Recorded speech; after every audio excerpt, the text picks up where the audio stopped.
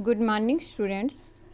आज हम आपके लिए क्षितिज का दूसरा लेसन लेकर के आए हैं, लहसा की ओर, जिसके लेखक राहुल सांकृत्यायन जी हैं। सबसे पहले हम राहुल सांकृत्यायन जी के जीवन के बारे में जानना चाहते हैं। राहुल सांकृत्यायन जी का जन्म 1893 में उनके ननिहाल गांव पंदाह, जिला आजमगढ़, उत्तर प्रदेश में हुआ था। उनका पैतृक गांव कन्नैला था। उनका मूल नाम केदारनाथ पांडे था। उनकी शिक्षा काशी, आगरा और लाहौर में हुई। सन 1930 में उन्होंने श्रीलंका जाकर बौद्ध धर्म ग्रहण कर लिया। तब से उनका नाम राहुल सांकृत्यायन जी हो गया।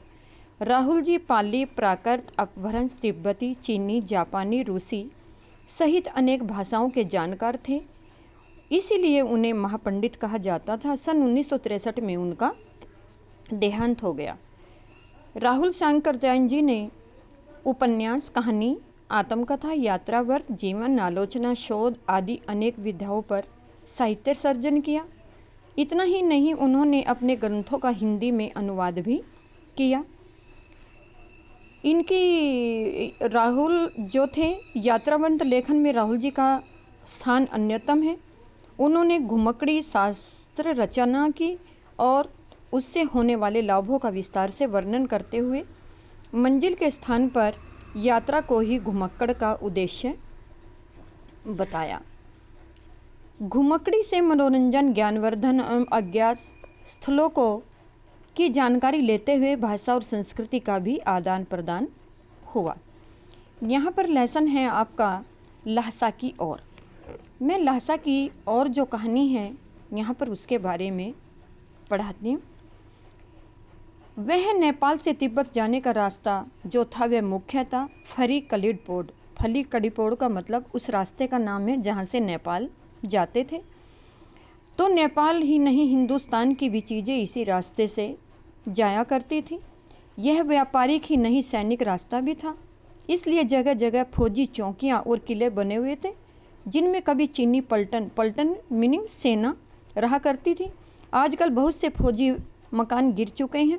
दुर्ग के किसी भाग में जहाँ किसानों ने अपना बसेरा यानी कि आश्रय बना लिया है, वहाँ घर कुछ आबाद दिखाई देते हैं, आबाद जो पुराने तोड़कर नए बना लिए गए। ऐसा ही परित्यक्त यानी कि त्यागा हुआ एक चीनी किला था। हम वहाँ चाय पीने के लिए ठहरे। तिब्बत में यात्रियों के लिए बहुत सी तकलीफ़ें कहते हैं कष्ट, कुछ आराम की बातें भी। वहाँ जाति पाति छुआछूत का सवाल नहीं था और न औरतें पर्दा करती। बहुत निम्न श्रेणी के भिखमंगों को लोग चोरी के डर से घर के भीतर नहीं आने देते, नहीं तो आप बिल्कुल घर के भीतर चले जा सकते हैं। चाहे आप बिल्कुल अपरिचित हों, तब भी घर की बहू या सासू आपको अपनी झोली में से चाय दे सकती है। वह आपके लिए उसे पका कर देगी। मक्खन और सोडा नमक दे दीजिए। यह चाय चौड़ी कहते हैं, जैसे कोई खरल होता है, कुंडी जिसको बोलते हैं, जिसमें कूट कर उसे दूध वाली चाय के रंग की बना के मिट्टी के टोंटीदार बर्तन जैसे केतली होती है रख के आपको दे देंगी। यही बैठक की जगह चूल्हों से दूर है और आपको ढेर डर है कि सारा मक्खन आपकी चाय में नहीं पड़ेगा, तो आप खुद जाकर चौड़ी में चाय मथ कर ला सकते हैं।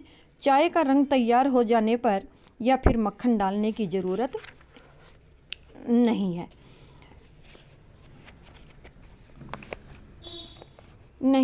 परित्यक्त यानी कि त्यागा हुआ जो चीनी का किला। जब हम चलने लगे तो एक आदमी हमसे राहदारी मांगने आया। राहदारी कहते हैं रास्ते में चलने का किराया। हमने वह जो चिट हमें नीचे से परमिशन दी गई थी, दोनों चिटें उसे दे दी। शायद उसी दिन हम थोड़ला भी एक स्थान का नाम है के पहले के आखिरी गांव में पहुंच गए। यहाँ भी सुमती के जन पहचान के आदमी थे और भीख मंगे रहते थे। भीख मंगे जो भीख मांगकर गुजारा करते हैं। ठहरने के लिए अच्छी जगह मिली। 5 साल बाद हम उसी रास्ते से लौटे थे और भीख मंगे नहीं, एक भद्र यानी कि सज्जन यात्री के वेश में घोड़ों पर सवार होकर आए थे। किंतु उस वक्त किसी ने हमें रहने के लिए जगह नहीं दी और हम गांव के एक सबसे गरीब झोंपड़े में ठहरे थे। बहुत कुछ लोगों की उस वक्त की मनोवर्ती कहते हैं मन में उठने वाले जो विचार पर ही निर्भर है।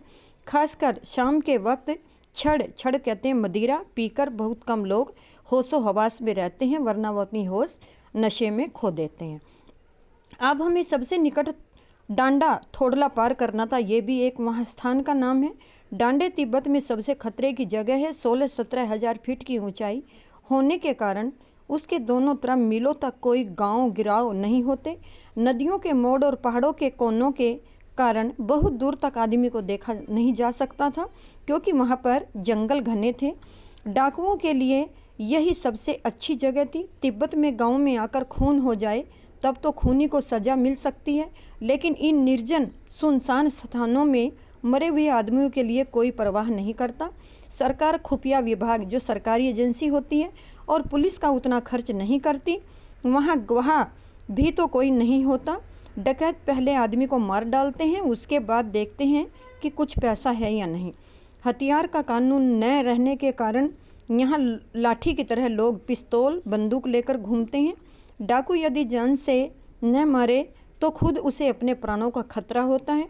गांव में हमें मालूम हुआ कि पिछले साल थोड़ला के पास खून हो गया।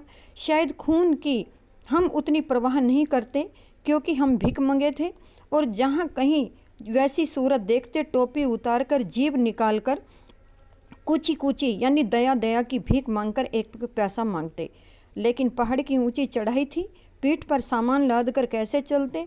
अगला पड़ाव 16-17 हज़ार मील से कम नहीं था।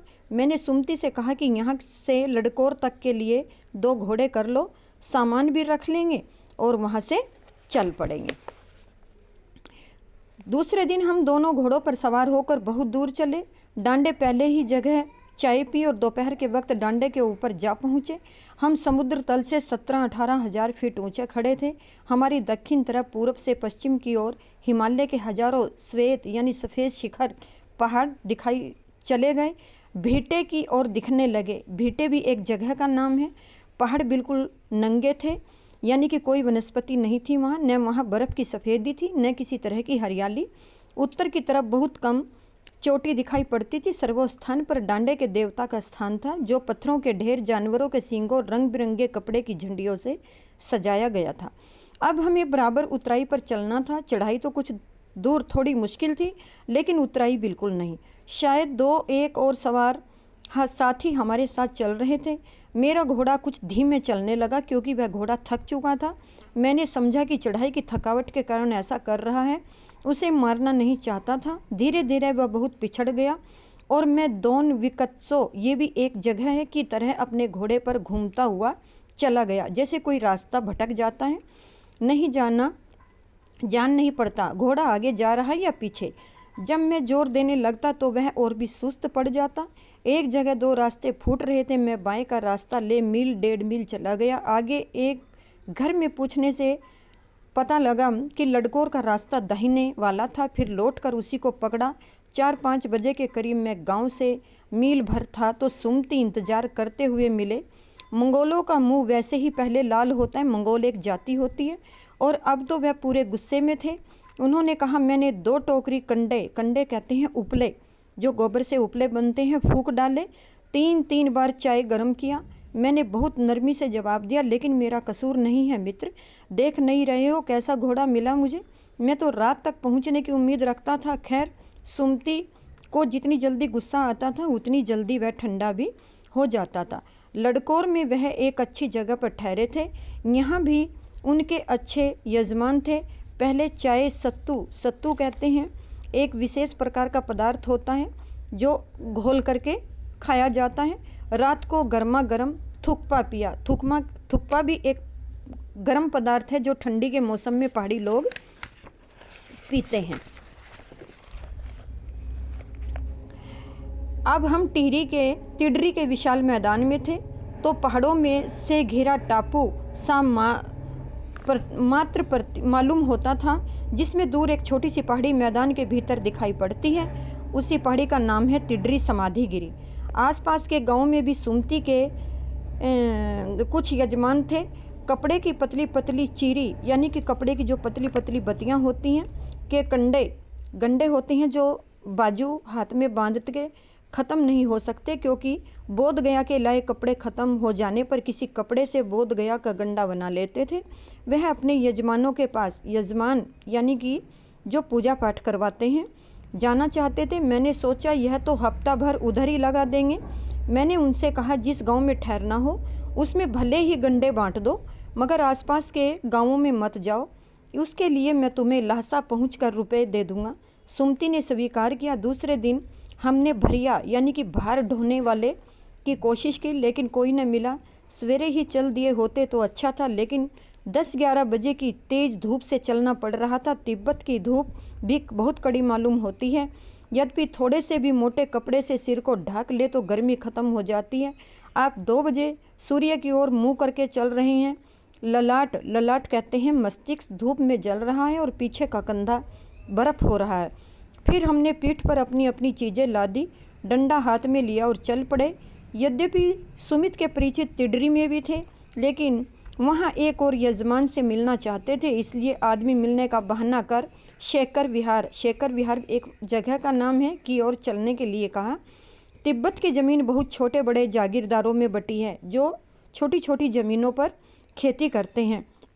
इन जागीरों का बहुत ज़्यादा हिस्सा मठों में, मठ कहते हैं बौद्ध विहार जिन्हें स्तूप बोलते हैं, हाथ में है। अपनी अपनी जागीर में हर एक जागीरदार कुछ खेती खुद भी करता है और उसके लिए मजदूर बेगार में भी मिल जाते। खेती का इंतजाम करने के लिए वहाँ कोई भिक्षु भेजा जाता है, तो जागीर के आदमियों के लिए राजा से कम नहीं होता। शेखर की खेती के मुखिया भिक्षु बड़े भद्र यानी सज्जन पुरुष थे। वह बहुत प्रेम से मिले। हालांकि उस वक्त मेरा भेष ऐसा नहीं था, उन्हें कुछ भी ख्याल करना चाहिए था।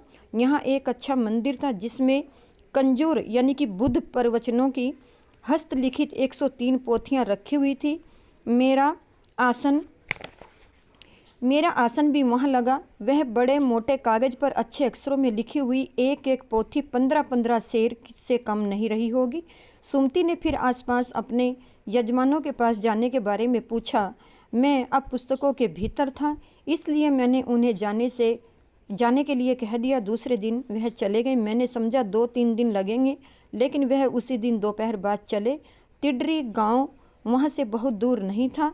हमने अपना अपना सामान पीठ पर उठाया और भिक्षु नमसे से विदाई लेकर चल पड़े। भिक्षु नमसे यानी कि वहाँ जो मठों का पुजारी था, उससे विदा लेकर चल पड़े। बच्चों, ये आज की जो कहानी है लहसा की ओर यानी कि पहाड़ी यात्रा जो राहुल शंकरचंद जी ने की थी, ये मैंने आपको पढ़ाई है।